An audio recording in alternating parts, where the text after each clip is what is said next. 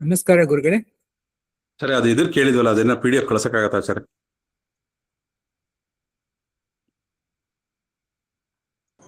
ಯಾವ PDF ಬೇಕು?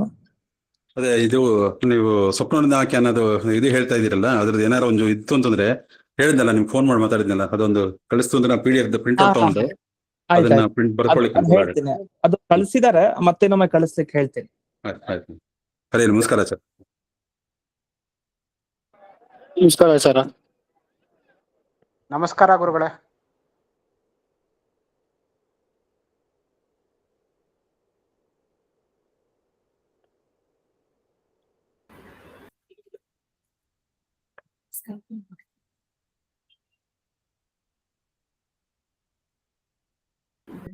ನಮಸ್ಕಾರ ಗುರುಗಳಿಗೆ.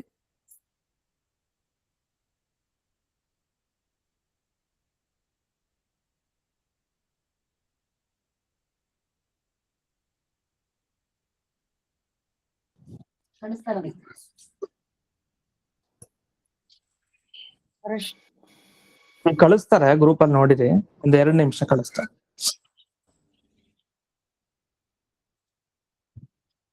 ಸುಮತಿಭಿರನುಮೇಜಂ ಶುಭ್ರಕಾಜಂ ಸಖಾಜಂ ಸುಖಮಜಮನಪಾಜಂ ಮುಕ್ತುಪಾಜಂ ವಿಮಾಜಂ ಗೃಹಜಮಹಮಮೇಜಂ ಧ್ಯೇಜಮಾಮ್ನಾ ಜಗೇಜಂ ಸದಜಮಸದಜೇಜಂ ಶ್ರೀಸಹಾಜಂ ಭಜೇಜಂ ತಪಸ್ವಾಧ್ಯಾಯ ಶುಶ್ರೂಷಾ ಕೃಷ್ಣ ಪೂಜಾರತಂ ಮುನಿಂ ವಿಶ್ವೇಶಮಿಷ್ಟದಂ ವಂದೇ ಪರಿಮ್ರಾಟ್ ಚಕ್ರವರ್ತಿನಂ.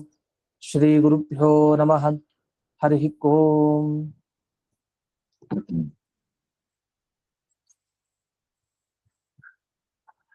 ಲಕ್ಷ್ಮೀಕಾಂತಂ ಭೂವರಾಹಂ ಭಜೇಹಂ ಬಾದರಾಯಣಂ ವಾದಿರಾಜಹೃದಂ ಭೋಜಮಂದಿರಂ ವಾಚಿಕಂಧರಂ ಭೀಮಸೇನಾನಂದತೀರ್ಥವಾನರೇಂದ್ರಾನಹಂ ಭಜೆ ವಾದಿರಾಜಗುರೂನ್ ವಂದೇ ವೇದವೇದ್ಯ ಗುರೂನ್ ಭಜೆ ಗುರೂನ್ ವೇದನಿಧೀನ್ ವಂದೇ ನಾರಸಿಂಹಗುರೂನ್ ಭಜೆ ವಂದೇ ನಾರಾಯಣಾಚಾರ್ಯಾನ್ ಕರ್ಣಾದಿಗಣಸೇವಿತಾನ್ ವಂದೇ ವೃಂದಾವನಾಚಾರ್ಯಾನ್ ಹಯಗ್ರೀವಮುನೀನ್ ಭಜೆ ಶೇಷಸೀತಾಪತಿಂ ವ್ಯಾಸಾನ್ ಪ್ರಣಮಾಮಿ ಗುರುಪ್ರಿಯಾನ್ ವೃಂದಾವನಾದ್ಯ ಸಂಪ್ರಾಪ್ತ ಜ್ಞಾನೈಶ್ವರ್ಯಾನಹಂ ಸದಾ ರಘುಪ್ರವೀರಾಖ್ಯ ಗುರೂನ್ ಭಜೆ ಜ್ಞಾನಾದಿಸಿದ್ಧಯೇ ಶ್ರೀಮದ್ ವೃಂದಾವನಾಖ್ಯಾನಂ ವ್ಯಾಖ್ಯಾನೆ ಮಂದಧೀರಹಂ ಯದ್ಯಪ್ಯನಧಿಕಾರ್ಯಸ್ಮಿನ್ ತಥಾಪಿ ಗುರುವಾಕ್ಯತಃ ಮಯಾ ಯದಲ್ಪಂ ವಿಜ್ಞಾತಂ ತತ್ಸ್ಮೃತ್ಯರ್ಥಂ ನಿರೂಪ್ಯತೆ ಸಂತಃ ಸಂತು ಕೃಪಾವಂತೋ ಗುರುರಾಜಪದಾಶ್ರಯಾಃ.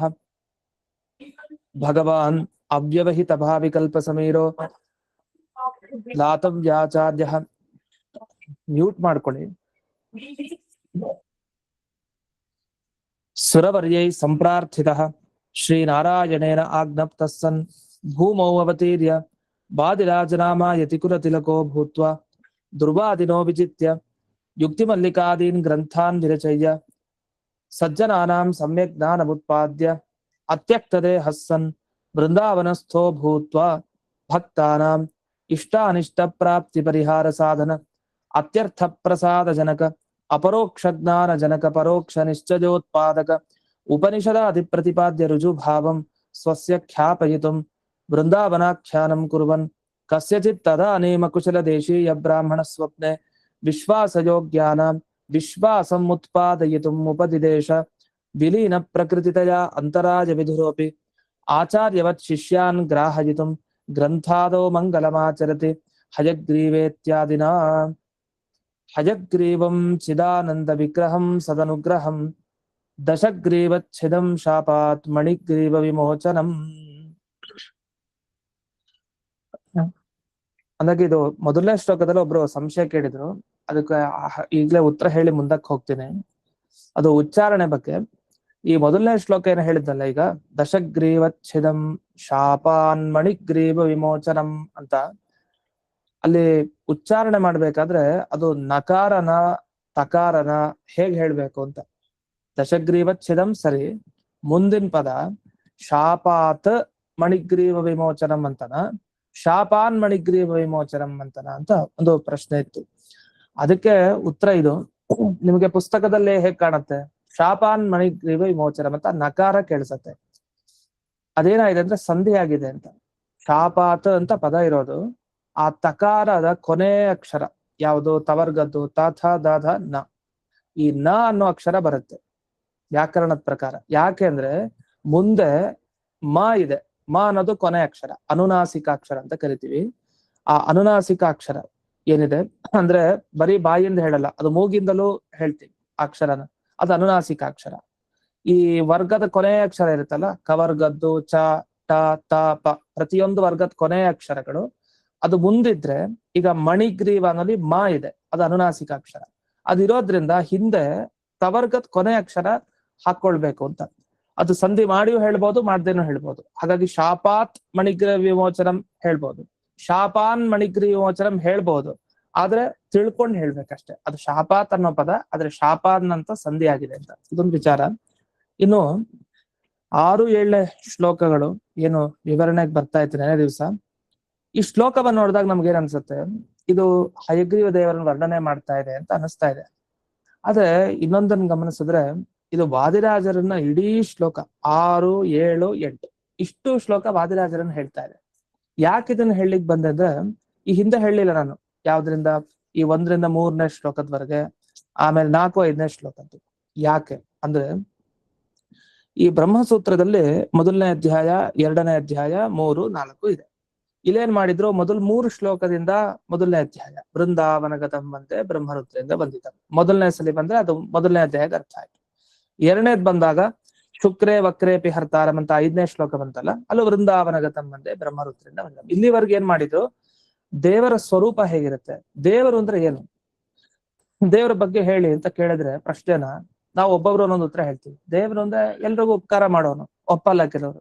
ಎಲ್ರಿಗೂ ಉಪಕಾರ ಮಾಡೋನ್ ದೇವರಲ್ಲ, ಕೆಲವ್ರಿಗೆ ಅಪಕಾರನು ಮಾಡ್ತಾನಲ್ಲ. ಹಾಗಾದ್ರೆ ದೇವರ ಲಕ್ಷಣ ಏನು ಅಂತೆಲ್ಲ ಪ್ರಶ್ನೆ ಬಂದಾಗ ಅನುವ್ಯಾಖ್ಯಾನದಲ್ಲಿ ಆಚಾರ್ಯರು ಹೇಳಿದ್ರು, ಬ್ರಹ್ಮಸೂತ್ರದಲ್ಲಿ ಬಂದ ವಿಷಯನೇ, ಒಂದು ಪರಿಪೂರ್ಣ ಗುಣ ತುಂಬಿರೋನ್ ದೇವರು, ಯಾವುದೇ ದೋಷ ಇಲ್ಲದೆ ಇರೋನ್ ದೇವರು, ಇದು ಲಕ್ಷಣ ದೇವರದು. ದೇವರು ಅಂದ್ರೆ ಯಾರು ಅಂದ್ರೆ ಯಾವುದೇ ದೋಷ ಇಲ್ಲದೆ ಇರೋನು, ಎಲ್ಲಾ ಸದ್ಗುಣಗಳಿಂದ ತುಂಬಿರೋನು, ಪರಿಪೂರ್ಣವಾಗಿ ಇಂಥವನು ದೇವರು ಅಂತ ತಿಳಿಬೇಕು.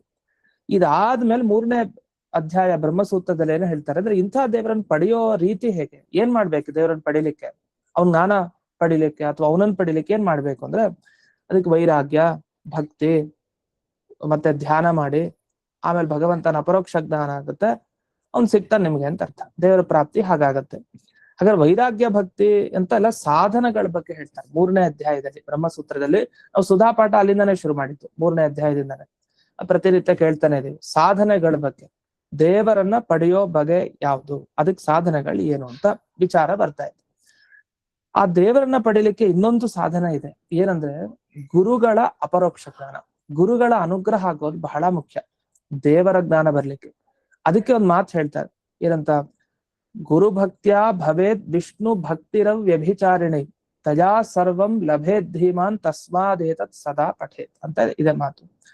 ಗುರುಗಳಲ್ಲಿ ಭಕ್ತಿ ಮಾಡೋದ್ರಿಂದ ಏನಾಗುತ್ತೆ, ದೇವರಲ್ಲಿ ಇರೋ ಭಕ್ತಿ ಸರಿಯಾಗತ್ತೆ ಅಂತ. ದೇವರಲ್ಲಿ ಭಕ್ತಿ ಇರತ್ತೆ ನಮ್ಗೆ, ಆದ್ರೆ ಆಗಾಗ ಅನ್ಸತ್ತೆ, ಯಾಕೋ ಈ ದೇವ್ರು ನಮಗೂ ಅನ್ಯಾಯ ಮಾಡ್ತಾ ಇದ್ದಾನೆ, ಇಷ್ಟೆಲ್ಲ ನಾನು ಪೂಜೆ ಮಾಡಿದ್ರು, ಇಷ್ಟೆಲ್ಲ ಜಪ ಮಾಡಿದ್ರು, ಯಾಕೋ ದೇವ್ರ ಅನ್ಯಾಯ ಮಾಡ್ತಾ ಇದ್ದಾನೆ ಅಂತ. ಇದು ವ್ಯಭಿಚರಿತ ಭಕ್ತಿ, ಸರಿಯಲ್ದೇ ಇರೋ ಭಕ್ತಿ.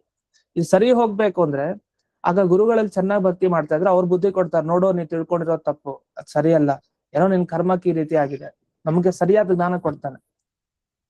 ಹಾಗಾದ್ರೆ ಪರಮಾತ್ಮ ಗುರುಗಳ ಮುಖಾಂತರ ಸರಿಯಾದ ಜ್ಞಾನ ಕೊಡ್ತಾನೆ. ಹಾಗಾಗಿ ಗುರುಗಳ ಅನುಗ್ರಹ, ಗುರುಗಳಲ್ಲಿ ಭಕ್ತಿ ಅತ್ಯಂತ ಮುಖ್ಯ. ಇದು ಮೋಕ್ಷಕ್ಕೂ ಮುಖ್ಯ. ಯಾಕಂದ್ರೆ ವಿಷ್ಣುರ್ಹಿದಾತ ಮೋಕ್ಷಸ್ಯ ವಾಯುಶ್ಚ ತದನುಜ್ಞಯ.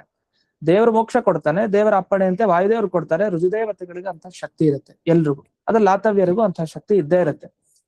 ಇಷ್ಟಿದೆ. ಇದನ್ನ ಯಾಕೆ ಹೇಳಲಿಕ್ಕೆ ಬಂದೆ ಅಂದ್ರೆ, ಈಗ 6, 7, 8 ಈ ಶ್ಲೋಕಗಳಲ್ಲಿ ಸಾಧನಾಧ್ಯಾಯ, ಬ್ರಹ್ಮಸೂತ್ರದ ಈ 3ನೇ ಅಧ್ಯಾಯ ಏನಿದೆ, ಸಾಧನಗಳ ಬಗ್ಗೆ, ದೇವರನ್ನ ಪಡೆಯೋ ಬಗ್ಗೆ ಸಾಧನಗಳೇನಿದೆ ಅದರ ಬಗ್ಗೆ ಹೇಳೋದ್ರಿಂದ, ಅದರಲ್ಲಿ ಗುರುಗಳ ಅನುಗ್ರಹ, ಗುರುಗಳ ಭಕ್ತಿಯು, ಗುರುಗಳ ಅಪರೋಕ್ಷ ಜ್ಞಾನನು ಮುಖ್ಯ. ನಾವು ಬರೀ ದೇವರ ಅಪರೋಕ್ಷ ಜ್ಞಾನದ ಬಗ್ಗೆ ಮಾತಾಡ್ತೀವಿ ಹೆಚ್ಚು. ದೇವ್ರ ಕಣ್ಣು ಕಾಣ್ಬೇಕು, ದೇವರ ಅನುಗ್ರಹ ಆಗ್ಬೇಕು, ನಿಜ. ದೇವ್ರ ಕಣ್ಣು ಕಾಣ್ಬೇಕು ಅಂದ್ರೆ ಮೊದಲು ನಮಗ್ ಕಣ್ಣು ಕಾಣ್ಬೇಕಾಗಿದ್ ಗುರುಗಳು. ಅದಕ್ಕೆ ನಾವು ದಿವಸ ಈ ಗದ್ಯ ಹೇಳ್ತೀವಲ್ಲ, ಈಗ ಮಂಗಳ ಮುಂಚೆ ಹೇಳ್ಬೇಕಾದ್ರೆ ಒಂದು ಉದ್ದ ವಾಕ್ಯ ಬರುತ್ತಲ್ಲ, ಇಷ್ಟಾನಿಷ್ಟ ಪ್ರಾಪ್ತಿ ಪರಿಹಾರ ಸಾಧನ ಅತ್ಯರ್ಥ ಪ್ರಸಾದ ಜನಕ ಅಪರೋಕ್ಷ ಜ್ಞಾನ ಜನಕ. ಅದು ಯಾರ ಅಪರೋಕ್ಷ ಜ್ಞಾನ? ಯಾರ ಪ್ರಸಾದ? ಅದು ಗುರುಗಳ ಪ್ರಸಾದ, ಗುರುಗಳ ಅಪರೋಕ್ಷ ಜ್ಞಾನ. ಅದರ ಮುಖಾಂತರ ಯಾರ್ದು? ದೇವರ ಅಪರೋಕ್ಷ ಜ್ಞಾನ. ಹಾಗಾದ್ರೆ ಗುರುಗಳು ಮೊದಲು ಕಣ್ಣಕ್ಕೆ ಕಾಣ್ಬೇಕು. ಗುರುಗಳನ್ನ ನಾವು ಚೆನ್ನಾಗಿ ನಮ್ಮ ಸಮ್ಮುಖರನ್ನಾಗಿ ಮಾಡ್ಕೋಬೇಕು, ನಮ್ಮನ್ನ ನೋಡ್ಬೇಕು ಗುರುಗಳು. ಹಾಗಾದ್ರೆ ಈ ಗುರುಗಳ ಅನುಗ್ರಹ, ಗುರುಗಳ ಭಕ್ತಿ ತುಂಬಾ ಮುಖ್ಯ. ಇದು ಒಂದು ದೊಡ್ಡ ಸಾಧನ. ಹಾಗಾದ್ರೆ ಸಾಧನಾಧ್ಯಾಯದ ಅರ್ಥವಾಗಿ ನಾವು ಇದನ್ನು ತಗೊಳ್ಬೇಕು. ಹಿಂದೆ ನಮಗೆ 5ನೇ ಶ್ಲೋಕದವರೆಗೆ ದೇವರ ಬಗ್ಗೆ ಗೊತ್ತಾಯ್ತು. ಆದ್ರೆ ದೇವರನ್ನು ಪಡೆಯೋ ಬಗ್ಗೆ ಏನು ಅಂದ್ರೆ 6, 7, 8ನೇ ಶ್ಲೋಕದ ನಾವು ಚಿಂತಿಸ್ಬೇಕಾಗಿದ್ದು ಬ್ರಹ್ಮಸೂತ್ರದ 3ನೇ ಅಧ್ಯಾಯದಲ್ಲಿ ಸಾಧನಗಳ ಬಗ್ಗೆ ಹೇಳಿದ್ದಾರೆ. ಸಾಧನ ಯಾವುದು ಅಂದ್ರೆ ಗುರುಗಳ ಜ್ಞಾನ ಚೆನ್ನಾಗಿರ್ಬೇಕು, ಗುರುಗಳ ಭಕ್ತಿ, ಅದು ಒಂದು ಸಾಧನ. ಹಾಗಾದ್ರೆ 6, 7, 8ನೇ ಶ್ಲೋಕ ನಮಗ್ ಮೇಲ್ನೋಟಕ್ಕೆ ಏನು ಹೇಳುತ್ತೆ? ನಾನು ನೆನೆ ದಿವಸ ಅದನ್ನ ಅರ್ಥ ಹೇಳಿದೆ. ಮೇಲ್ನೋಟಕ್ಕೆ ನೋಡಿದ್ರೆ ತ್ರಿವಕ್ರಗೆ ಅನುಗ್ರಹ ಮಾಡಿದ್ಯಾರು? ಕೃಷ್ಣ. ಆಮೇಲೆ ತ್ರಿವಿಕ್ರಮ ಪರಮಾತ್ಮನ ಬಗ್ಗೆ ಉಲ್ಲೇಖ ಬಂತು. ಮತ್ತೆ ತ್ರಿಪುರಗ್ನ ಭಯಾಪಹ. ತ್ರಿಪುರಗ್ನ ಭಯಾಪಹ ಅಂತಂದ್ರೆ ತ್ರಿಪುರಾಸುರನ ಸಂಹಾರ ಮಾಡಿದವರು ರುದ್ರದೇವರು. ರುದ್ರದೇವರ ಭಯ ಹೋಗಿಸುವಂತಹ ರೂಪ ಅಂದ್ರೆ ಅದು ನರಸಿಂಹ ರೂಪನೂ ಹೌದು. ರುದ್ರದೇವರಾಗಿ ಅನುಗ್ರಹವನ್ನ ನರಸಿಂಹದೇವರು ಅನೇಕ ಸಂದರ್ಭಗಳಲ್ಲಿ ಮಾಡಿದ್ದಾರೆ. ನರಸಿಂಹನನ್ನು ತಗೊಳ್ಬಹುದು ನಾವು. ಭಸ್ಮಾಸುರನ್ನ ತಗೊಂಡ್ರೆ ಭಸ್ಮಾಸುರನಿಂದ ತುಂಬಾ ಕಷ್ಟ ಆಯ್ತು ರುದ್ರದೇವರಿಗೆ. ಆಗ ಭಗವಂತ ನಾನು ಅನುಗ್ರಹ ಮಾಡಿದ್ದು, ಅದೊಂದು ಘಟನೆ. ಹೀಗೆ ನರಸಿಂಹನನ್ನು ಇಲ್ಲಿ ಸ್ಮರಣೆ ಮಾಡಬಹುದು, ತ್ರಿವಿಕ್ರಮ ಪರಮಾತ್ಮನನ್ನ, ಹಾಗೆ ಕೃಷ್ಣನನ್ನ. ಆದ್ರೆ ಇದೇ ಶ್ಲೋಕವನ್ನ ನೀವು ಗಮನಿಸಿದ್ರೆ ಇದು ಯಾರ ಬಗ್ಗೆ ಹೇಳ್ತಾ ಅಂದ್ರೆ ಈ 4-5 ಲೈನ್ ಏನಿದೆಯಲ್ಲ, ಇದು ಸಮಗ್ರ ವಾದಿರಾಜರನ್ನು ಹೇಳ್ತಾ ಇದೆ ಅಂತ ನಾವು ಚಿಂತನೆ ಮಾಡ್ಬೇಕು. ಆಗ ನಮಗೆ ಆ ಬ್ರಹ್ಮಸೂತ್ರದ 3ನೇ ಅಧ್ಯಾಯ ನಿಜ ಸಾಧನಾಧ್ಯಾಯ. ಸಾಧನೆ ಅಂದ್ರೆ ಗುರುಗಳ ಜ್ಞಾನ, ಆ ಗುರುಗಳ ಅನುಗ್ರಹ ಬೇಕು ಅಂತ ಇಲ್ಲಿ ಈ ಸಾಧನೆಯನ್ನ ವಾದಿರಾಜರು ಸೂಚ್ಯವಾಗಿ ತಿಳಿಸ್ತಾ ಇದ್ದಾರೆ. ಯಾಕಂದ್ರೆ ಮುಂದೆ ಎಲ್ಲ ಹೇಳ್ತಾರೆ, ಸಪ್ತವೃಂದಾವನಾಖ್ಯಾನದ ಮುಂದಿನ ಭಾಗಗಳೆಲ್ಲ ಅವರ ಸೇವೆ, ಅವರ ಅನುಗ್ರಹ, ಅವರ ಮೇಲೆ ಭಕ್ತಿ, ಅವರ ಮೇಲಿನ ಶ್ರದ್ಧೆ, ಹಾಗೆ ಸ್ವಾಪ್ತವೃಂದಾವನಾಖ್ಯಾನ ಕೃತಿ ಮೇಲೆ ಶ್ರದ್ಧೆ. ಈ ಸ್ವಾಪ್ತವೃಂದಾವನಾಖ್ಯಾನ ಗ್ರಂಥದ ಮೇಲೆ ಅಪ್ರಾಮಾಣ್ಯ ಬುದ್ಧಿ ಇದ್ರೆ, ಏನೋ ಉದಾಸೀನ ಭಾವ ಇದ್ರೆ ಅದು ತುಂಬಾ ದೊಡ್ಡ ದೋಷ, ಅದಿರ್ಲೇಬಾರ್ದು. ಈ ತರ ಎಲ್ಲ ಮುಂದೆ ಅನೇಕ ವಿಚಾರಗಳನ್ನ ಹೇಳ್ತಾರೆ. ಈ ನಿಟ್ಟಿನಲ್ಲಿ ನೋಡಿದಾಗ ಈ 6, 7, 8ನೇ ಶ್ಲೋಕ ಹೇಗ್ ವಾದಿರಾಜರನ್ನು ಹೇಳ್ತಾ ಇದೆ ಅನ್ನೋದಕ್ಕೆ ಒಂದು ಅನುಸಂಧಾನ ನಾವು ಹೀಗೆ ಮಾಡಬಹುದು. ಏನಂದ್ರೆ ತ್ರಿವಕ್ರಾನುಗ್ರಹಂ ಅಂತ ಬಂದಿದೆ ಶಬ್ದ. ನಾನು ನೆನ್ನೆ ಹೇಳಿದೆ, 3ರಲ್ಲಿ ವಕ್ರತೆ ಅಂದ್ರೆ ಮನಸ್ಸು, ಮಾತು, ಕೃತಿಯಲ್ಲಿ ವಕ್ರತೆ. ಈ ವಕ್ರತೆ ಪರಿಹಾರ ಮಾಡೋದು ದೇವರು ಹೌದು, ಗುರುಗಳು ಹೌದು. ಅದರಲ್ಲಿ ಈಗ ವಾದಿರಾಜರ ಪರವಾಗಿ ನಾವು ಚಿಂತಿಸಿದ್ರೆ ಈ 5 ಲೈನನ್ನ, ತ್ರಿವಕ್ರ ಅಂದ್ರೆ 3 ಕಡೆ ಇರೋ ವಕ್ರತೆ, ನಮ್ಮ ಮಾತು, ನಮ್ಮ ಮನಸ್ಸು, ನಮ್ಮ ಕೃತಿ. ಈ 3ನ್ನು ತಿಳಿತಾರೆ ಗುರುಗಳು. ಅದಕ್ಕೆ ಗುರುಗಳು ಬೇಕು ನಮ್ಗೆ. ಯಾಕೆ ಗುರುಗಳ ಹತ್ರ ಹೋಗ್ಬೇಕು ಅಂದ್ರೆ ನಮ್ಮ ಮನಸ್ಸನ್ನ ಮೊದಲು ಶುದ್ಧ ಮಾಡ್ತಾರೆ. ಅವ್ರ ಉಪದೇಶದಿಂದ, ಅವ್ರು ಹೇಳೋ ಮಾತುಗಳನ್ನು ಕೇಳಿ ಕೇಳಿ ನಮ್ ಕಿವಿಯಿಂದ ಹೋದಾಗ ಮನಸ್ಸು ಸರಿ ಹೋಗುತ್ತೆ. ಆಗ ಮಾತನ್ನ ಚೆನ್ನಾಗ್ ಆಡ್ತೀವಿ. ಆಮೇಲೆ ನಾವ್ ಏನ್ ಮಾಡ್ಬೇಕು ಅದನ್ನ ಸರಿಯಾಗಿ ಮಾಡ್ತೀವಿ. ಹಾಗಾದ್ರೆ 3ರಲ್ಲಿರುವಂತಹ ವಕ್ರತೆಯನ್ನ ಪರಿಹಾರ ಮಾಡುವಂಥವ್ರು ಗುರುಗಳು. ಹಾಗಾಗಿ ತ್ರಿವಕ್ರ ಅನುಗ್ರಹ ಅಂದ್ರೆ, ತ್ರಿವಕ್ರ ಅಂದ್ರೆ ಮನುಷ್ಯರೇ ತ್ರಿವಕ್ರರು. ಆ ತ್ರಿವಕ್ರರಾದ ಮನುಷ್ಯರಿಗೆ ಅನುಗ್ರಹ ಮಾಡುವಂತಹ ದೇವ ಅಂದ್ರೆ ಲಾತವ್ಯ ದೇವ ಅಂತ ಇಲ್ಲ ಅರ್ಥ. ಇದು ಸೂಚ್ಯವಾದ ಅರ್ಥ ಸಪ್ತವೃಂದಾವನಾಖ್ಯಾನದಲ್ಲಿ. ಇದು ನಿಮಗೆ ಟಿಪ್ಪಣಿಗಳಲ್ಲಿ ಲಭ್ಯ ಇಲ್ಲ, ಸಿಗಲ್ಲ. ಈ ಅರ್ಥ ನಿಮಗೆ ಈ ತರ ಎಷ್ಟೆಷ್ಟು ಪದ್ಯಗಳನ್ನು ನೋಡಿದ್ರೆ ನಿಮಗೆ ಸಿಗುತ್ತೆ ಆ ತರ ಅರ್ಥಗಳು. ಹಾಗಾದ್ರೆ ದೇವ, ಲಾತವ್ಯ ದೇವರು ಹೇಗಿದ್ದಾರೆ ಅಂದ್ರೆ ಅವರು ತ್ರಿವಕ್ರರಿಗೆ ಅನುಗ್ರಹ ಮಾಡ್ತಾರೆ. ಇನ್ನೊಂದು ತ್ರಿವಕ್ರ ಅಂದ್ರೇನು? 3ರಿಂದ ವಕ್ರತೆ ನಮಗ್ ಬಂದಿರತ್ತೆ. ಅಂದ್ರೆ ನಮ್ಮ ಜೀವನ ಆಧ್ಯಾತ್ಮಿಕ, ಅಧಿಭೌತಿಕ, ಅಧಿದೈವಿಕ, ಇದರಿಂದ ವಕ್ರವಾಗಿ ಆಗ್ಬಿಟ್ಟಿರ್ತೀವಿ. ಜನ ಎಲ್ಲ ಮನಸ್ಥಿತಿ ಎಲ್ಲ ಎಲ್ಲೆಲ್ಲೋ ಆಗ್ಬಿಟ್ಟಿರುತ್ತೆ, ಹೇಗೇಗೋ ಆಗಿರುತ್ತೆ. ಹಾಗಾದ್ರೆ 3ರಿಂದ ವಕ್ರತೆ ಪಡೆದವ್ರು ಮನುಷ್ಯರು ಅಂತ ತ್ರಿವಕ್ರರಿಗೆ ಅನುಗ್ರಹ ಮಾಡುವಂತಹ ದೇವ, ಲಾತವ್ಯ ದೇವ ಅಂತ. ಎಷ್ಟೋ ಜನಕ್ಕೆ ಒಂದು ಕನ್ಫ್ಯೂಷನ್ ಇರುತ್ತೆ. ಏನ್ ಕನ್ಫ್ಯೂಷನ್ ಅಂದ್ರೆ, ಈಗ ದೇವರು ಅನ್ನೋ ಶಬ್ದ ನಾವು ಕನ್ನಡದಲ್ಲಿ ಬಳಸ್ತೀವಿ. ಯಾರಲ್ಲಿ ಬಳಸ್ತೀವಿ? ದೇವರಲ್ಲೇ ಬಳಸ್ತದೆ. ಅಂದ್ರೆ ದೇವರು ಅಂದ್ರೆ ನಮ್ಗೆ ಏನರ್ಥ? ತಲೆಯ ಕಲ್ಪನೆಯಲ್ಲಿ ಇರುತ್ತೆ ವಿಷ್ಣು ಅಷ್ಟೇ. ಅದೇ ಬ್ರಹ್ಮದೇವರನ್ನು ಬಳಸಲ್ವಾ? ಬಳಸ್ತೀವಿ. ರುದ್ರ ದೇವರು ಬಳಸ್ತೀವಿ, ಮತ್ತೆ ಶನಿ ದೇವರು ಬಳಸ್ತೀವಿ. ಅದೇನ್ ತಪ್ಪಲ್ಲ. ಹಾಗೆ ಲಾತವ್ಯ ದೇವ ಅದ್ ತಪ್ಪಲ್ವೇ ಅಲ್ಲ. ದೇವ ಅನ್ನೋ ಶಬ್ದ ದೇವರು ಅಂತ ನಾವು ಕನ್ನಡದಲ್ಲಿ ಈಗ ಬಳಸ್ಕೊಂಡ್ ಬಂದಿದೀವಿ. ಆ ಶಬ್ದ ನಿಜವಾಗಿ ಏನ್ ಅರ್ಥ ಹೇಳುತ್ತೆ ಅನ್ನೋದನ್ನ ನಾವು ತಿಳ್ಕೊಳ್ಬೇಕು. ಮೂಲ ಏನಂದ್ರೆ ದಿವು ಅನ್ನೋ ಧಾತುವಿಗೆ, ಅಂದ್ರೆ ಮೂಲ ಆ ಶಬ್ದದ ಅರ್ಥ ಏನಂದ್ರೆ ಈ ಕಾಂತಿ ಭರಿತರಾದವರಿಗೆ ದಿವ್ಯ ತೇಜಸ್ಸು ಇರುತ್ತಲ್ಲ, ಆ ಸ್ವರ್ಗಲೋಕ ಮೇಲ್ಮೇಲಿನ ಲೋಕದಲ್ಲಿದ್ದು ದಿವ್ಯ ತೇಜಸ್ಸನ್ನ ಪಡೆದವ್ರಿಗೆ ದೇವ ಅಂತ ಶಬ್ದವನ್ನ ಕರೀತಾರೆ. ಅದರಲ್ಲೂ ದೇವರು ಮಾಡುವಂತ ಸೃಷ್ಟಿ, ಸ್ಥಿತಿ, ಸಂಹಾರ, ಈ 3ಕ್ಕೂ ಏನ್ ಬಳಸ್ಕೊಂತಾರಲ್ಲ ದೇವತೆಗಳನ್ನ, ಅವರು ಆ ಸೃಷ್ಟಿ ಸ್ಥಿತಿ ಸಂಹಾರ ಮಾಡೇ ಮಾಡ್ತಾರೆ. ಮುಖ್ಯವಾಗಿ ದೇವ್ರು ಮಾಡ್ತಾನೆ, ಅದನ್ನ ಮುಖ್ಯವಾಗಿ ದೇವ ಅಂತ ದೇವರಲ್ಲಿ ಬಳಸ್ತೀವಿ. ಆದ್ರೆ ಮಿಕ್ಕಿದವರಲ್ಲಿ ಬ್ರಹ್ಮದೇವರು ಸೃಷ್ಟಿ ಮಾಡಲ್ಲ, ವಸ್ತುದ ಬ್ರಹ್ಮದೇವರ ಮುಖಾಂತರ ದೇವರೇ ಮಾಡೋದು. ರುದ್ರದೇವರು ಸಂಹಾರ ಮಾಡ್ತಾರ, ಇಲ್ಲ ಅವ್ರ ಮುಖಾಂತರ ದೇವರೇ ಮಾಡೋದು. ಹಾಗ ರುದ್ರದೇವ್ರು ಮಾಡ್ಲಿಲ್ವಾ? ಮಾಡಿದ್ರು. ಬ್ರಹ್ಮದೇವ್ರು ಮಾಡಿಲ್ವಾ? ಮಾಡಿದ್ರು. ಅಲ್ಲ, ಬ್ರಹ್ಮದೇವರು ರುದ್ರದೇವರು ಅಷ್ಟೇನಾ? ಆಮೇಲೆ ಇಂದ್ರದೇವರು ಮಳೆ ಸುರಿಸ್ತಾರೆ. ಮತ್ತೆ ಪ್ರತಿಯೊಬ್ರು ವರುಣ ದೇವರಿಂದ ಅನೇಕ ಕಾರ್ಯ ನಡೆಯುತ್ತೆ. ಸೃಷ್ಟಿ ಸ್ಥಿತಿ ಸಂಹಾರ ಮಧ್ಯ ಅನೇಕ ದೇವತೆಗಳಿಂದ ನಡೆಯುತ್ತೆ. ಹಾಗಾದ್ರೆ ಅವ್ರನ್ನೆಲ್ಲ ದೇವರು ಅಂತ ಕರೀತಾರೆ. ಅದೇನ್ ತಪ್ಪಲ್ಲ ಶಬ್ದ ಪ್ರಯೋಗ ಮಾಡೋದು. ಅದ್ರ ನಮಗೆ ದೇವರು ಅಂತ ಇದ್ರೆ ಅದೇನೋ ಕೆಲವರಿಗೆ ಭಾವನೆ ಅಲ್ಲೇ ಬೆಳೆಸ್ಬೇಕು ಅಂತ, ಹಾಗೆ ವಸ್ತುತ ಇಲ್ಲ. ಆ ನಿಟ್ಟಿನಲ್ಲಿ ನೋಡಿದಾಗ ದೇವ ಅಂದ್ರೆ ಇಲ್ಲಿ ಈ ಶಬ್ದ ಲಾತವ್ಯ ದೇವತೆಯನ್ನ ಹೇಳ್ತಾರ ಶಬ್ದ. ಇದು ಒಂದಾಯ್ತು. ತ್ರಿಜಗದ್ವಂದ್ಯ ವಿಗ್ರಹಂ ಅಂತ ಬಂತು. ತ್ರಿಜಗದ್ವಂದ್ಯ ವಿಗ್ರಹಂ ಅಂದ್ರೆ ನಾವು ಜಗದ್ಗುರು ಶ್ರೀಮನ್ ಮಧ್ವಾಚಾರ್ಯರು ಅಂತ ಹೇಳ್ತೀವಿ. ತ್ರಿಜಗತ್ ವಂದ್ಯ ವಿಗ್ರಹಂ. ಯಾಕೆ ಜಗದ್ಗುರುಗಳಾಗ್ತಾರ ಅವರು? ನೀವು ಜಗತ್ ಉದ್ಧಾರ ಆಗ್ಲಿಕ್ಕೆ ಏನ್ ಬೇಕೋ ಅಂತ ವಿದ್ಯೆನ ಉಪದೇಶ ಮಾಡಿದ್ದಾರೆ, ಹಾಗಾಗಿ ಅವ್ರು ಜಗದ್ಗುರುಗಳು. ಜಗದ್ಗುರುಗಳು ಒಬ್ರೇ ಅಲ್ಲ, ಯಾಕಂದ್ರೆ ರುಜುದೇವತೆಗಳು ಎಲ್ಲರಿಗೂ ಬೇಕು. ಸಾತ್ವಿಕ ಜನರಿಗೆ, ಅವ್ರು ಸಾತ್ವಿಕ ಜನ ಉದ್ಧಾರ ಆಗ್ಬೇಕು ಅಂದ್ರೆ ರುಜುಗಳ ಉಪದೇಶ ಅತ್ಯಂತ ಮುಖ್ಯ. ಆ ನಿಟ್ಟಿನಲ್ಲಿ ನೋಡಿದಾಗ ತ್ರಿಜಗತ್, ಮೂರು ಜಗತ್ತಿನಲ್ಲಿರುವಂತಹ ಸಾತ್ವಿಕರಿಂದ ನಮಸ್ಕಾರಗೊಳ್ಳುವಂತ ವಿಗ್ರಹ, ದೇಹ ಇರುವಂತವ್ರು ಅಂತ ಅರ್ಥ.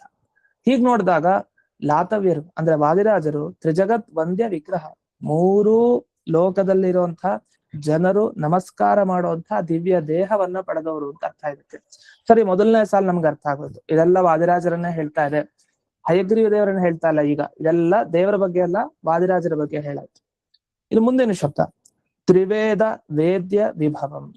ಇದು ಹೇಗೆ ಹೇಳೋದು? ಯಾಕಂದ್ರೆ ಮೂರು ವೇದದಲ್ಲಿ ಯಾರ ಬಗ್ಗೆ ಇದೆ ವೈಭವ? ಅದು ದೇವ್ರ ಬಗ್ಗೆನೇ ಇರೋದು. ವಸ್ತುತಃ ಹಾಗೇನಿಲ್ಲ. ಈ ಆಚಾರ್ಯರನ್ನ ಅಖಿಲ ವೇದದ ಅರ್ಥ ಅಂತ ಒಪ್ಪಬಹುದಾ ಇಲ್ವಾ ಅಂತ ಒಂದು ಚರ್ಚೆ ಇದೆ ನ್ಯಾಯಸುಧಾದಲ್ಲಿ. ಜಯತೀರ್ಥರು ಚರ್ಚೆ ಮಾಡ್ತಾರೆ, ಅದರಲ್ಲಿ ಟಿಪ್ಪಣಿಗಳೆಲ್ಲ ಇನ್ನೂ ಚರ್ಚೆ ಇದೆ. ಮೇಲಕ್ಕೆ ಸಾಮಾನ್ಯವಾಗಿ ದೇವರು ಎಲ್ಲಾ ವೇದಗಳ ಅರ್ಥ ಅಂತ ಅಲ್ಲಿ ಹೇಳ್ತಾರೆ. ಎಲ್ಲಾ ವೇದಗಳ ಅರ್ಥ ಹೇಗೆ ದೇವರು ಮುಖ್ಯವಾಗಿ ಅರ್ಥ ಅಂತ ಅಭಿಪ್ರಾಯ. ಹಾಗಾದ್ರೆ ಮಿಕ್ಕಿದವರು ಯಾರು? ಪ್ರಾಣದೇವರು. ಪ್ರಾಣದೇವರನ್ನ ವೇದ ಹೇಳುತ್ತೆ. ಯಾವುದು? ಈಗ ಪುರುಷ ಸೂಕ್ತ 1-2 ಸೂಕ್ತ ಬಿಟ್ರೆ ಇಡೀ ವೇದ ಪ್ರಾಣದೇವರನ್ನ ಹೇಳುತ್ತೆ. ಹಾಗಾದ್ರೆ ಮೂರು ವೇದಗಳಿಂದ ತಿಳಿಯುವಂತ ವೈಭವ ಯಾರ್ದು? ಪ್ರಾಣದೇವರದು. ಪ್ರಾಣದೇವರ ಬಗ್ಗೆ ಹೇಳ್ತಾ ಇದ್ದಾರೆ ಅಂದ್ರೆ ಅವರ ಸಮಾನರಾದ ಎಲ್ಲಾ ರುಜು ದೇವತೆಗಳ ಬಗ್ಗೆನೂ ಇರತ್ತೆ ಅಂತ ಅರ್ಥ. ಅದು ನಾವು ತಿಳ್ಕೊಳ್ಬೇಕಷ್ಟೇ. ಈ ಬಳಿತಾ ಸೂಕ್ತದಲ್ಲಿ ವಾದಿರಾಜರ ಬಗ್ಗೆ ಹೇಳಿಲ್ವಾ? ಹೇಳಿದ್ದಾರೆ. ಅದ್ ನಾವು ನೋಡಿದೀವಿ, ಒಂದ್ ಸ್ವಲ್ಪ ವಿಷಯ ನೋಡಿದೀವಿ. ಇನ್ನು ಮುಂದೆ ವಿಸ್ತಾರವಾಗಿ ನೋಡೋಣ ಇನ್ನೊಂದು ಸಂದರ್ಭದಲ್ಲಿ. ಅಂತೂ ಮೂರು ವೇದಗಳಿಂದ ತಿಳಿಯುವಂತಹ ವೈಭವ ಅದು ಲಾತವ್ಯ ದೇವತೆ ಇದ್ದೆ ಅಂತ ಇದು ಒಂದು ಅರ್ಥ. ಅಥವಾ ತ್ರಿವೇದಗಳನ್ನ ತಿಳಿದವರು ತ್ರಿವೇದಿಗಳು ಅಂತ ಕರಿತೀವಿ. ಮೂರು ವೇದ ತಿಳಿದ್ರೆ ತ್ರಿವೇದಿ, ಚತುರ್ವೇದಿ ಅಂತೆಲ್ಲ ಹೇಳ್ತಾ ಇರ್ತೀವಿ. ಇಲ್ಲಿ ಸಂಸ್ಕೃತದಲ್ಲಿ ತ್ರಿವೇದ ಅನ್ನೋ ಶಬ್ದಕ್ಕೆ ಮೂರು ವೇದ ತಿಳ್ಕೊಂಡಿರೋರು ಅಂತ ಅರ್ಥ. ಮೂರು ವೇದ ತಿಳಿದಿರೋರು ಜ್ಞಾನಿಗಳು. ಆ ಜ್ಞಾನಿಗಳಿಗೆ ಮಾತ್ರ ಇವ್ರ ವೈಭವ ಅರ್ಥ ಆಗತ್ತೆ. ಯಾಕಂದ್ರೆ ನಾವು ವೇದದ ಅರ್ಥವನ್ನು ತಿಳ್ಕೊಳ್ದೇ ಇದ್ರೆ, ಬಳಿತಾ ಸೂಕ್ತದಿಂದ ವಾದಿರಾಜರ ಬಗ್ಗೆ ಹೇಳ್ತಾ ಇದೆ. ಬಳಿತಾ ಸೂಕ್ತದಲ್ಲಿ ಬಳಿತಾ ಸೂಕ್ತ ವೇದ ಮಂತ್ರಗಳು ಹೇಳುವಂತ ವೈಭವ ವಾದಿರಾಜರದು ನಮ್ಗೆ ಹೆಂಗ್ ಅರ್ಥ ಆಗುತ್ತೆ? ಹಾಗಾದ್ರೆ ನಾವು ವೇದಗಳನ್ನ ಚೆನ್ನಾಗಿ ತಿಳ್ಕೊಂಡ್ರೆ ಆಗ ಅದರಿಂದ ಇವ್ರ ವೈಭವ ಅರ್ಥ ಆಗತ್ತೆ. ಹಾಗಾದ್ರೆ ಮೂರು ವೇದಗಳನ್ನ ತಿಳಿದ ಜ್ಞಾನಿಗಳಿಂದ ತಿಳಿಯುವಂತ ವೈಭವ ಇರುವಂತಹ ದೇವತೆ ಇದು ಲಾತವ್ಯ ದೇವತೆ ಅಂತ. ಇದು ವಾದಿರಾಜರ ಪರ ಆಯ್ತು. ಇನ್ನು ತ್ರಿಲೋಕ ನಾಮಥೇಶ್ವರಂ, ಮೂರು ಲೋಕಗಳಿಗೆ ಈಶ್ವರ ಖಂಡಿತ. ಅವು ಮೂರು ಲೋಕ ಅಂದ್ರೆ ಈಗ ಶ್ವೇತದ್ವೀಪ, ಅನಂತಾಸನ, ವೈಕುಂಠ ಅಂತ ಮುಂದೆ ತ್ರಿಧಾಮ ಅಂತ ಒಂದು ಪದ ಬರುತ್ತೆ. ಈ ಸಪ್ತವೃಂದಾವನಾಖ್ಯದಲ್ಲಿ ಮುಂದೆ ಗಮನಿಸ್ಬೋದು. ಅನಂತಾಸನ, ಶ್ವೇತದ್ವೀಪ, ವೈಕುಂಠ ಇದೆಲ್ಲ ಹೋಗುವಂತಹ ಶಕ್ತಿ ವಾದಿರಾಜರಿಗಿದೆ, ಲಾತವ್ಯ ದೇವತೆಗೆ. ಹಾಗಾಗಿ ಮೂರು ಧಾಮ ಇದೆ ಇವರಿಗೆ, ಮೂರು ಧಾಮದಲ್ಲಿ ಇರ್ತಾರೆ. ಇನ್ನು ಮೂರು ಲೋಕಗಳಿಗೆ ಈಶ್ವರ ಅಂತ ಬಾಯ್ಬಿಟ್ಟು ಹೇಳ್ಬೇಕಾ? ರುಜುದೇವತೆಗಳು ಎಲ್ರಿಗೂ ಬೇಕು. ಇನ್ನು ತ್ರಿವಿಕ್ರಮ ಹೇಗೆ? ಅವರು ತುಂಬಾ ಸ್ಪಷ್ಟ. ತ್ರಿವಿಕ್ರಮನ ಪ್ರತಿಷ್ಠೆ ಮಾಡಿದ ತ್ರಿವಿಕ್ರಮತೆ ಯಾರಿಗೆ? ವಾದಿರಾಜರಿಗೆ. ಅಷ್ಟೇ ಅಲ್ಲ, ತ್ರಿಷು ವಿಕ್ರಮ, ಮೂರು ವೇದಗಳಲ್ಲಿ ಇವರ ಪರಾಕ್ರಮ ಹೇಗಿದೆ. ಅದರಲ್ಲಿ ಯುಕ್ತಿಮಲಿಕಾ ಗ್ರಂಥ ನೋಡಿದ್ರೆ ಸಾಕು ನಮಗೆ, ವೇದಗಳಲ್ಲಿ ಎಂಥ ಗತಿ ಇತ್ತು ರಾಜರಿಗೆ ಅಂತ ಗೊತ್ತಾಗುತ್ತೆ. ಅಷ್ಟೇ ಅಲ್ಲ, ಹರಿಭಕ್ತಿ ಲತಾ ಅಂತ ಅವ್ರ ಗ್ರಂಥ ಇದೆ ವಾದಿರಾಜರದು. ಹರಿಭಕ್ತಿ ಲತಾ ಗ್ರಂಥ ನೋಡಿದ್ರೆ ನಿಮ್ಗೆ ಅರ್ಥ ಆಗತ್ತೆ. ಸರಸಭಾರತಿ ವಿಲಾಸ ನೋಡಿದ್ರು ಅರ್ಥ ಆಗತ್ತೆ ಎಷ್ಟು ವೇದದಲ್ಲಿ ಗತಿ ಇದೆ ವಾದಿರಾಜರಿಗೆ ಅಂತ. ಯಾಕಂದ್ರೆ ಯಾವುದೇ ರುದ್ರದೇವರ ಪರವಾಗಿರೋ ಮಂತ್ರಗಳಿರುತ್ತೆ, ಅದನ್ನೆಲ್ಲ ರುದ್ರದೇವರ ಒಳಗಡೆ ಇರುವಂತಹ ನರಸಿಂಹದೇವರನ್ನ ಹೇಳ್ತಾ ಇದೆ ಆ ವೇದವಾಕ್ಯಗಳು. ರುದ್ರದೇವರು ನರಸಿಂಹದೇವರಿಗಿಂತ ಚಿಕ್ಕವರು, 5ನೇ ಕಕ್ಷೆ ರುದ್ರದೇವರು. ಆ ತಾರತಮ್ಯವನ್ನ ಎಷ್ಟು ಚೆನ್ನಾಗಿ ಸಿದ್ಧಾಂತ ಮಾಡಿದ್ದಾರೆ ವೇದ ಮಂತ್ರಗಳ ಮುಖಾಂತರ ವಾದಿರಾಜರು ಅಂತ ಆ ಹರಿಭಕ್ತಿ ರಥ, ಸರಸ ಭಾರತಿ ವಿಲಾಸ ಈ ಗ್ರಂಥಗಳನ್ನ ನೋಡಿದಾಗ ಗೊತ್ತಾಗುತ್ತೆ. ಅಂತ ಇವರು ತ್ರಿಷು ವಿಕ್ರಮ, ಆ ವೇದಗಳೆಲ್ಲ ತಮ್ಮ ಪರಾಕ್ರಮವನ್ನು ತೋರಿಸಿದ್ದಾರೆ. ಹಾಗಾಗಿ ಇವರು ತ್ರಿವಿಕ್ರಮ. ಇದು ತ್ರಿಕಾಲಗ್ನಂ, ಭೂತ, ವರ್ತಮಾನ, ಭವಿಷ್ಯತ್, ಹಿಂದೆ ಮುಂದೆ ಮತ್ತೆ ಈಗ ಏನ್ ನಡೀತಾ ಇದೆ ಅದೆಲ್ಲದರ ಬಗ್ಗೆ ಋಜುದೇವತೆಗಳಾದ ಲಾತವ್ಯರಿಗೆ ಜ್ಞಾನ ಇರುತ್ತೆ. ಹೇಗ್ ಸಾಧ್ಯ ಅಂದ್ರೆ ಸ್ವಾಪ್ತೃಂದಾವನಾಖ್ಯಾನನೇ ಪ್ರಮಾಣ. ಇದು ಅವತ್ತೇನು ಹೇಳಿದ್ರು ಹಾಗೆ ನಡೀತಾ ಇದೆ. ಅನೇಕ ವಿಷಯಗಳು ಬರುತ್ತೆ, ಅದನ್ನ ನೋಡ್ಬಹುದು ಮುಂದಕ್ಕೆ. ಹಾಗಾದ್ರೆ ಭೂತ, ಭವಿಷ್ಯತ್, ವರ್ತಮಾನಗಳ ಜ್ಞಾನ ಇವರಿಗಿದೆ. ಹಾಗಾಗಿ ತ್ರಿಕಾಲಜ್ಞ ಅಂದ್ರೆ ಅದು ಲಾತವ್ಯ ದೇವತೆ ವಾದಿರಾಜರು. ಇನ್ನು ತ್ರಿಧಾಮಾನ ಆಗ್ಲೇ ಹೇಳಾಯ್ತು. ಅಚ್ಯುತ, ಇನ್ನೊಂದು ತಮ್ಮ ಪದವಿಯಿಂದ ಚ್ಯುತಿ ಇಲ್ಲ. ರುಜುದೇವತೆಗಳು ಯಾರಿದ್ದಾರೆ ಅವರ ಪದವಿ ಯಾವತ್ತೂ ಅವ್ರ ಚ್ಯುತಿಯನ್ನು ಹೊಂದಲ್ಲ, ಅಂಥವ್ರು ಇವರು. ಹಾಗೆ ತ್ರಿದಶಾನುಗ್ರಹಂ ದೇವಂ, ತ್ರಿದಶ ಅಂದ್ರೆ ದೇವತೆಗಳಿಗೆ ಅನುಗ್ರಹ ಮಾಡ್ತಾರೆ. ಹೇಗ್ ಗೊತ್ತಾಯ್ತು ಇದು? ತ್ರಿದಶ ಅಂದ್ರೆ ದೇವತೆಗಳು.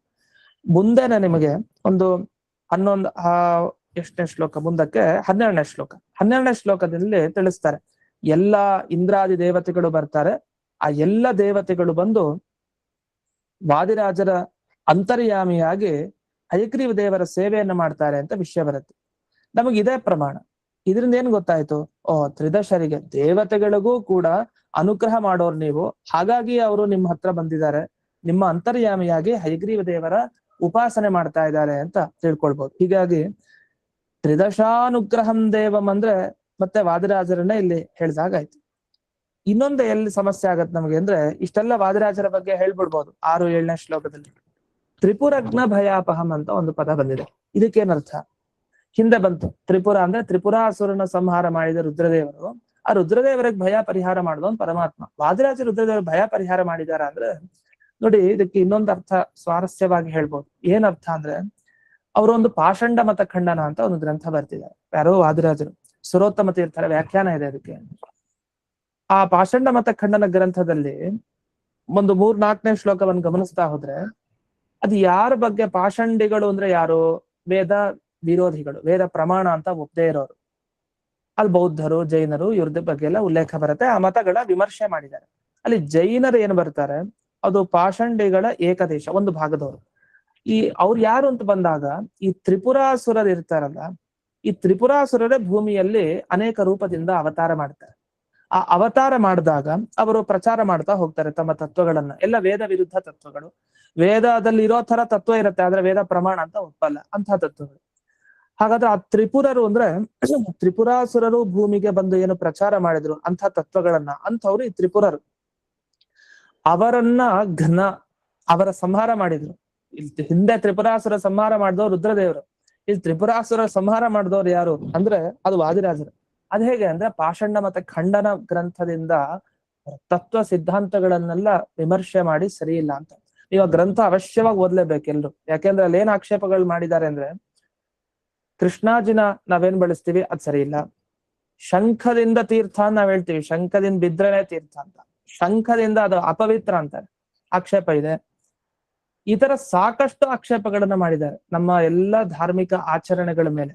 ಅದಕ್ಕೆ ಸರಿಯಾಗಿ ಉತ್ತರ ಕೊಟ್ಟಿದ್ದಾರೆ ವಾದಿರಾಜರು ಪಾಷಂಡ ಮತ ಖಂಡನದಲ್ಲಿ. ಸುರೋತ್ತಮ ತೀರ್ಥರು ಅಷ್ಟು ವಿಸ್ತಾರ ಮಾಡಿದ್ದಾರೆ. ಹಾಗಾದ್ರೆ ತ್ರಿಪುರಜ್ಞ ಅಂದ್ರೆ ಆ ತ್ರಿಪುರಾಸುರರ ರೂಪದಲ್ಲಿ, ತ್ರಿಪುರಾಸುರರು ಇನ್ನೊಂದು ರೂಪದಲ್ಲಿ ಏನು ಈ ತತ್ವಗಳನ್ನು ಪ್ರಚಾರ ಮಾಡಿದ್ರು, ಅವರನ್ನ ಖಂಡನೆ ಮಾಡೋ ಮುಖಾಂತರ ಅವರ ಸಂಹಾರ ಆಯ್ತು ಅಂತ ಅರ್ಥ. ಅವರ ತತ್ವಗಳು ಹೋಯ್ತು ಅಂದ್ರೆ ಅವ್ರು ಹೋದ ಹಾಗೆ ಲೆಕ್ಕ. ಈ ರೀತಿ ಪಾಷಂಡ ಮತ ಖಂಡನ ಗ್ರಂಥವನ್ನ ಬರೆಯೋ ಮುಖಾಂತರ ಸಾತ್ವಿಕರ ಭಯ ಎಲ್ಲ ಅಪಹಂ, ಪರಿಹಾರ ಮಾಡಿದವರು ಅಂತ ಅರ್ಥ. ಹೀಗೆ ತ್ರಿಪುರಜ್ಞ ಭಯ ಅಪಹಂ ಅಂತ ವಾದಿರಾಜರನ್ನ ಹೇಳುವಂತಹ ಶಬ್ದ ಇದು. ಇದೆಲ್ಲ ಆಯ್ತು. ವೃಂದಾವನಗತಂ ವಂದೇ, ಹೌದು, ವೃಂದಾವನದಲ್ಲೇ ನೆಲೆಸಿರೋರು ವಾದಿರಾಜರು, ಅವ್ರಿಗೆ ನಮಸ್ಕಾರ ಆಯ್ತು. ಎಲ್ಲಿ ಸಮಸ್ಯೆ ಬರುತ್ತೆ ಈಗ? ಬ್ರಹ್ಮ ರುದ್ರೇಂದ್ರ ವಂದಿತಂ. ಪ್ರತಿ ಶಬ್ದನು 6, 7, 8 ಎಲ್ಲಾ ಶಬ್ದನು ವಾದಿರಾಜರನ್ನೇ ಹೇಳ್ತಾ ಇದೆ ಅಂತ ಹೇಳ್ತಾ ಬಂದೆ. ಕೊನೆಗೆ ಬ್ರಹ್ಮ ರುದ್ರೇಂದ್ರ ವಂದಿತಂ ಬಂತು. ಇಲ್ಲಿ ಸಿಗಾಕೊಂಡ್ಬಿಡ್ತೀವಿ. ಒಂದೇನಂದ್ರೆ ಬ್ರಹ್ಮರುದ್ರೇಂದ್ರ ವಂದಿತಂ ಇಲ್ಲಿ ಸೇರಿಸ್ಬೇಕು ಅಂತಿಲ್ಲ, ಅದು ಮುಂದಕ್ಕೆ ಹಾಕೊಬಹುದು ಬ್ರಹ್ಮ ರುದ್ರೇಂದ್ರ ವಂದಿತಂ ಅಂತ. ಆದ್ರೂ ಈ ಶ್ಲೋಕದಲ್ಲಿ ಇದೆಯಲ್ಲ, ಅದು ರುದ್ರದೇವರು ನಮಸ್ಕಾರ ಮಾಡೋದೇನೋ ಸರಿ, ಇಂದ್ರದೇವರೇನೋ ನಮಸ್ಕಾರ ಮಾಡೋದು ಸರಿ, ಆದ್ರೆ ಬ್ರಹ್ಮದೇವರು ಹೇಗ್ ನಮಸ್ಕಾರ ಮಾಡೋದು? ಅದ್ ಸರಿ ಇಲ್ವಲ್ಲ. ರುಜುದೇವತೆಗಳು ಸಮಾನ, ಬ್ರಹ್ಮದೇವರು ಇವ್ರು ನಮಸ್ಕಾರ ಮಾಡೋದು ಸರಿ ಇಲ್ಲ, ಅದ್ ಹೇಗ್ ಸಾಧ್ಯ? ಅದಕ್ಕೆ ಇಲ್ಲಿ ಏನ್ ಅಭಿಪ್ರಾಯ ಅಂದ್ರೆ, ಬ್ರಹ್ಮ ಅನ್ನೋ ಶಬ್ದಕ್ಕೆ ಏನ್ ಅರ್ಥ ಇದೆ ಶಾಸ್ತ್ರದಲ್ಲಿ ನಮ್ಗೆ ಅದು ಗೊತ್ತಿರಲ್ಲ. ಬ್ರಹ್ಮ ಅಂತಂದ್ರೆ ನಾವ್ ಅನ್ಕೊಳ್ತೀವಿ ದೇವರಲ್ಲಿ ಬಳಸೋ ಶಬ್ದ ಬ್ರಹ್ಮ ಶಬ್ದ. ಇನ್ನೊಂದು ಈ ಚತುರ್ಮುಖ ಬ್ರಹ್ಮದೇವರಲ್ಲಿ ಬಳಸುವ ಶಬ್ದ ಅಂತ. ವಸ್ತುತಃ ಏನಂದ್ರೆ ವೇದದಲ್ಲೂ ಬಳಸ್ತಾರೆ ಬ್ರಹ್ಮ ಅನ್ನೋ ಶಬ್ದವನ್ನ. ಅದು ನಮಗೆ ತಿಳಿದಿರಲ್ಲ, ಹೆಚ್ಚು ಪ್ರಸಿದ್ಧಿ ಇರಲ್ಲ. ವೇದದಲ್ಲಿ ಬ್ರಹ್ಮ ಅಂತ ಶಬ್ದ ಬಳಸ್ತಾರೆ. ಇಲ್ಲಿ ವೇದ ಅಂತ ತಗೊಂಡ್ರೆ ಅದೊಂದು ಅರ್ಥ ಆಗತ್ತೆ. ಏನಂತ? ವೇದಾಭಿಮಾನಿ ದೇವತೆಗಳು ನಮಸ್ಕಾರ ಮಾಡ್ತಾರೆ. ಅನೇಕ ದೇವತೆಗಳು, ಲಕ್ಷ್ಮೀ ದೇವಿ ಅನ್ಬಿಟ್ಟು ಮತ್ತೆ ರುಜುದೇವತೆಗಳೆಲ್ಲ ಈ ವೇದಾಭಿಮಾನಿ ದೇವತೆಗಳೇನಿದ ಅವರಿಂದ ನಮಸ್ಕಾರಗೊಂಡಿದ್ದಾರೆ ಅಂತ ಅರ್ಥ ಬರುತ್ತೆ. ಅದಿರ್ಲಿ. ಆದ್ರೆ ಬ್ರಹ್ಮ ಅನ್ನೋ ಶಬ್ದಕ್ಕೆ ಇನ್ನೊಂದು ಅರ್ಥ ಬೃಹ ಜಾತಿ ಜೀವ ಕಮಲಾಸನ ಶಬ್ದ ರಾಶಿಷು ಅಂತ ಒಂದು ಪ್ರಮಾಣ ಇದೆ, ಒಂದ್ ಮಾತು. ಅದಕ್ಕೇನರ್ಥ ಅಂದ್ರೆ ಕಮಲಾಸನ ಅಂದ್ರೆ ಬ್ರಹ್ಮದೇವರಲ್ಲಿ ಬ್ರಹ್ಮ ಅನ್ನೋ ಶಬ್ದ ಬಳಕೆ ಇದೆ. ಇನ್ನು ಶಬ್ದ ರಾಶಿ ಅಂದ್ರೆ ವೇದದಲ್ಲಿ ಬ್ರಹ್ಮ ಅಂತ ಶಬ್ದವನ್ನು ಬಳಸ್ತಾರೆ. ಹಾಗೆ ಜಾತಿ ಅಂದ್ರೆ ಬ್ರಾಹ್ಮಣ್ಯ ಜಾತಿ, ಬ್ರಹ್ಮ ಇದು ಬ್ರಾಹ್ಮಣತ್ವ ಅಂತ ಹೇಳ್ತೀವಲ್ಲ, ಜಾತಿ ಅಂತ, ಅಲ್ಲೂ ಬ್ರಹ್ಮ ಅನ್ನೋ ಶಬ್ದ ಬಳಸ್ತಾರೆ. ಬ್ರಹ್ಮ ಅಂದ್ರೆ ಬ್ರಾಹ್ಮಣ್ಯ ಜಾತಿ ಅಂತ ಅರ್ಥ. ಯಸ್ಯಚ ಬ್ರಹ್ಮ ಕ್ಷತ್ರಂಚ ಅಂತ ಬರುತ್ತೆ ಒಂದು ಮಾತು ಉಪನಿಷತ್ತಿನಲ್ಲಿ. ಇಲ್ಲಿ ಬ್ರಹ್ಮ ಕ್ಷತ್ರಂ ಅಂತೆಲ್ಲ ಬಂದ್ರೆ ಬ್ರಹ್ಮ ಜಾತಿ ಕ್ಷತ್ರಿಯ ಜಾತಿ ಅಂತ ಅರ್ಥ. ಬ್ರಹ್ಮ ಅನ್ನೋ ಶಬ್ದವನ್ನು ಅಲ್ಲಿ ಬಳಸ್ತಾರೆ. ಇನ್ನೊಂದ್ ಕಡೆ ಬ್ರಹ್ಮ ಅನ್ನೋ ಶಬ್ದವನ್ನು ಬಳಸೋದು ಜೀವರಲ್ಲಿ ಬಳಸ್ತಾರೆ. ಬ್ರಹ್ಮ ಅನ್ನೋ ಶಬ್ದ ಅಂದ್ರೆ ನಮ್ಮಲ್ಲಿ ಜೀವರಲ್ಲಿ ಬಳಸ್ತಾರೆ. ಆದ್ರೆ ನಾವು ಬ್ರಹ್ಮ ಆಗ್ಬಿಡ್ತೀವ, ಹೇಗ್ ಸಾಧ್ಯ? ಅದಕ್ಕೆ ಏನರ್ಥ ಅಂದ್ರೆ ಯಾರನ್ನ ಬ್ರಹ್ಮ ಅಂತ ಕರೀತಾರೆ ಅಂದ್ರೆ ಯಾವ ಜೀವನನ್ನ ಅಂತಂದ್ರೆ ಯಾರಿಗೆ ಲಿಂಗ ದೇಹ ಭಂಗ ಆಗಿರುತ್ತೋ ಅಂಥವ ಜೀವನಿಗೆ ಬ್ರಹ್ಮ ಅಂತ ಕರೀತಾರೆ, ಬೇರೆಯವರಿಗೆ ಕರೆಯಲ್ಲ. ಈ ತರ ಒಂದು ವಿಶೇಷವಾದ ವಿಷಯ ಇದೆ. ಹಾಗಾದ್ರೆ ಇಲ್ಲಿ ರುದ್ರ ಮತ್ತೆ ಇಂದ್ರ ಅಂದ್ರೆ ಬ್ರಹ್ಮರಾದ ರುದ್ರ, ಬ್ರಹ್ಮನಾದ ಇಂದ್ರ ಅಂದ್ರೆ ಅರ್ಥ ಲಿಂಗದೇಹ ಭಂಗ ಮಾಡ್ಕೊಂಡಿರೋ ರುದ್ರ, ಲಿಂಗದೇಹ ಭಂಗ ಮಾಡ್ಕೊಂಡಿರೋ ಇಂದ್ರ, ಇವರೆಲ್ಲ ವಂದಿತಂ ನಮಸ್ಕಾರ ಮಾಡ್ತಾರೆ. ಯಾರಿಗೆ? ಲಾತವ್ಯ ದೇವತೆಗೆ. ಇದ್ಯಾಕೆ ಅಂದ್ರೆ ಹಿಂದೆ ನಾನೊಂದು ವಿಷಯ ಹೇಳಿದ್ದೆ. ಉಗ್ರತಪ ಅನ್ನುವ ರುದ್ರ ಪದವಿಗೆ ಯೋಗ್ಯರಾದ ಒಬ್ಬ ಜೀವ ಲಾತವ್ಯರ ಹತ್ರ ಅವ್ರು ಅಧ್ಯಯನ ಮಾಡ್ತಾರೆ 75 ವರ್ಷ. ಬ್ರಹ್ಮಮಾನದಲ್ಲಿ 75 ವರ್ಷ ಶ್ರವಣ ಕೇಳೋದು. 75 ವರ್ಷ ಅಂದ್ರೆ ಅದು ಬ್ರಹ್ಮಮಾನ ಅಂದ್ರೆ ತುಂಬಾ ಆಯ್ತು. ಈ ನಮ್ಮ 75 ವರ್ಷ ಅಲ್ಲ, ಇನ್ನು 25 ವರ್ಷ ಶ್ರವಣ ಇದು ಮನನ ಮತ್ತೆ ನಿಧಿಧ್ಯಾಸನಗಳಿಗೆ ಹೋಯ್ತು ಅಂತ. ಹಾಗಾದ್ರೆ ಅಲ್ಲೇನ್ ಬಂತು? ತಾವು ಮುಂದೆ ಅಂತಹ ಲಿಂಗದೇಹ ಭಂಗ ಮಾಡ್ಕೊಳ್ಳಿಕ್ ಯೋಗ್ಯತೆ ಇರುವಂತಹ ಜೀವಿಗಳು ಅಲ್ಲಿ ರುದ್ರದೇವರು, ಮುಂದಕ್ಕೆ ಇಂದ್ರದೇವರು, ಇವರೆಲ್ಲ ಅವಶ್ಯವಾಗಿ ರುಜುದೇವತೆಗಳ ಹತ್ರ ಉಪದೇಶ ಪಡ್ಕೊಳ್ಳೇಬೇಕು. ಈ ನಿಟ್ಟಿನಲ್ಲಿ ನೋಡಿದಾಗ ಬ್ರಹ್ಮರಾದ ರುದ್ರ, ಬ್ರಹ್ಮರಾದ ಇಂದ್ರ ಇವರಿಂದ ವಂದಿತರಾದವರು ಲಾತವ್ಯರು ಅಂತ. ಹಾಗಾದ್ರೆ 6, 7, 8ನೇ ಶ್ಲೋಕದಲ್ಲಿ ಹಯಗ್ರೀವ ದೇವರನ್ನ ಮತ್ತೆ ತ್ರಿವಿಕ್ರಮ ದೇವರನ್ನ ಮತ್ತೆ ನರಸಿಂಹ ದೇವರನ್ನ ಹೀಗೆ ಅನೇಕ ಚಿಂತನೆ ಮಾಡಬಹುದು. ಆದರೆ ಸಾಧನಾಧ್ಯಾಯದ ಅರ್ಥ ಹೇಳ್ತಾ ಇದೆ ಈ 5 ಲೈನು ಅಂತಂದ ಮೇಲೆ ಸಾಧನಗಳಲ್ಲಿ ಮುಖ್ಯ ಗುರು ಭಕ್ತಿ, ಗುರುಗಳ ಜ್ಞಾನ, ಗುರುಗಳ ಅನುಗ್ರಹ. ಅದಾಗಬೇಕು ಅಂದ್ರೆ ಈ 6, 7, 8 ಶ್ಲೋಕಗಳಲ್ಲಿ ವಾದಿರಾಜರ ಲಾತವ್ಯ ದೇವತೆಯ ಅನುಸಂಧಾನ ಮಾಡ್ಬೇಕು. ಇಲ್ಲಿ ಬರೋ ಪ್ರತಿಯೊಂದು ಶಬ್ದ ಅದು ವಾದಿರಾಜರನ್ನ ಹೇಳ್ತಾ ಇದೆ ಅಂತ ಅನುಸಂಧಾನ ಬಹಳ ಮುಖ್ಯ. ಈ ನಿಟ್ಟಿನಲ್ಲಿ ಸಾಧನಾಧ್ಯಾಯದ ಅರ್ಥವನ್ನ ನಾವು ಗುರುಗಳ ಪರವಾಗಿ ಈ ಇಷ್ಟು ವಾಕ್ಯಗಳನ್ನು ಯೋಜಿಸಿಕೊಳ್ಳೋದು ತುಂಬಾ ಸೂಕ್ತ. ಈ ಅರ್ಥವನ್ನ ನಾವು ತಿಳ್ಕೊಳ್ಬೇಕು. ಇದಾದ್ಮೇಲೆ ಇಲ್ಲಿ ಸಾಧನಾಧ್ಯಾಯದ ಅರ್ಥ ಅಂದ್ರೆ ಈಗ ಹಯಗ್ರೀವ ದೇವರ ತೊಡೆಯ ವರ್ಣನೆ ಮಾಡಿದ್ರು ಅಂತ ಅದೊಂದು ವಿಷಯ ಇದೆ. ಜೊತೆಗೆ ಆ ತ್ರಿವಿಕ್ರಮ ಅನ್ನೋ ಶಬ್ದಕ್ಕೆ ತುಂಬಾ ಅರ್ಥ ಇದೆ.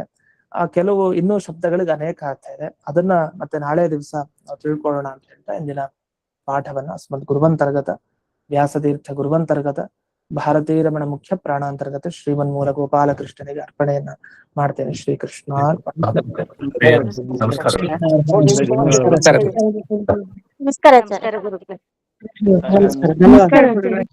ನಮಸ್ಕಾರ ಗುರುಗಳೇ.